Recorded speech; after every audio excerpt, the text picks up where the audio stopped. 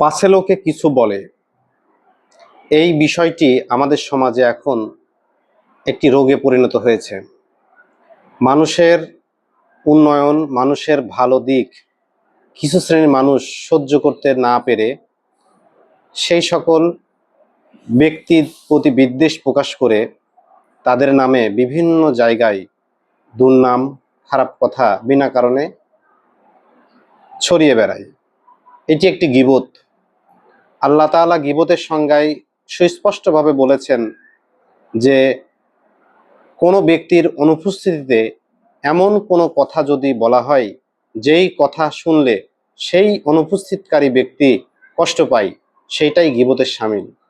আর গীবত এত বড় একটি ভয়ঙ্কর জঘন্যতম অপরাধ, এই অপরাধের শাস্তি এবং পুরস্কার যদি আপনাদেরকে বলি তাহলে আপনি অবাক হয়ে যাবেন। যার নামে আপনি গীবত করবেন তার যত পাপ আছে সমস্ত পাপ আপনার আমলনামায় লেখা হবে। আর যে ব্যক্তি গীবতকারী এবং সেই গীবতকারী ব্যক্তির যত সোয়াব, সকল সোয়াবগুলো যার নামে গীবত করেছেন সেই ব্যক্তির আমলনামায় আল্লাহ তাআলা তার কুদরতি রহমতের ফেরেশতার মাধ্যমে লিখে দিবে। তাহলে বোঝেন, পাছে লোকে কিছু বলে, এই কথার প্রতি দৃষ্টি দিয়ে নিজের জীবনের গতিপথকে বদলাবেন না। নিজের জীবনের নিজেকে সবসময় হাসি খুশি রাখবেন, নিজেকে সবসময় চঞ্চল মন রাখবেন, নিজেকে সবসময় খুশি মন রাখবেন।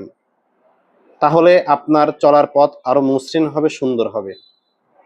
পিছনের লোক আপনার ভালো সহ্য করতে না পেরে অথবা উদ্দেশ্য প্রণোদিতভাবে আপনার নামে বিভিন্ন কথা বলতেই পারে। নিজের বিবেককে প্রশ্ন করবেন, আপনি নিজে ঠিক, সব ঠিক, কে কি বলল এগুলো কোনো বিষয় না। আপনি যদি নিজে ঠিক থাকেন, আপনার বিবেকের কাছে প্রশ্ন করে যদি নিজে ঠিক থাকেন তাহলে আলহামদুলিল্লাহ, কে কি বললে এটা আপনার যায় আসে না।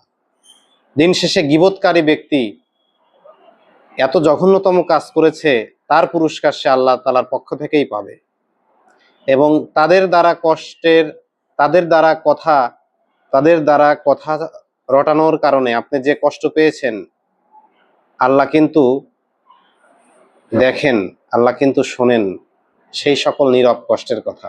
অতএব ধৈর্যহারা হবেন না, আপনি অবশ্যই আল্লাহর প্রতি ভরসা রাখবেন।